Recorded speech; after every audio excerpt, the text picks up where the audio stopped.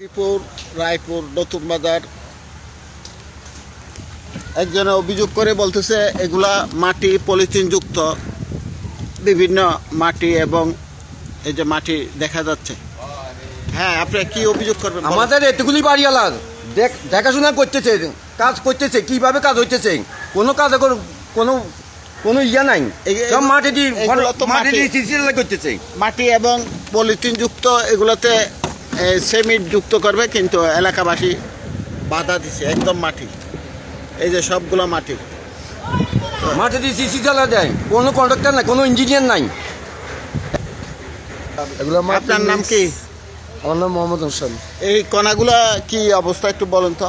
এগুলো ফুল মাটি মিক্স, এমনকি 2 নম্বর কণা দিয়ে কাজ চালাইতেছে এরা। এই অবস্থা চলতেছে আর কি। এর বাদে যে কাজগুলো করতেছে এরা, কাজ আসলে দেখতেছি কাজের উপযোগী নিয়ে এরা কাজ করতেছে না। এই যে ইয়া করতে গিয়ে 3টে দোকান নিচ থেকে ভেঙে গেছে। আপনার নাম কি? ইসমাইল হোসেন। এগুলা কি অবস্থা? ময়লা মাটি, এগুলো জ্বালাই করে ময়লা মাটি। ময়লা অনেকে বলে যে ভালো ভালো কণা। ক্যামেরা দেখেন, সমস্ত ময়লার মাটি দিয়ে ঢালাই করতে আছে এগুলো। এটা কোনো কাজ কারবার হইলে নি, তারপরে এটা হয়েছে, এটা ভাঙিয়ে এলেছে কাটিয়াটি করতে।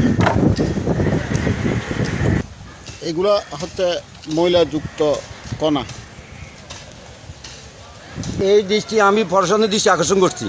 একটু আসি, চোখে দেখো কি ময়লা। আমরা কি মিথ্যা কথা বলি না বাস্তবে বলি?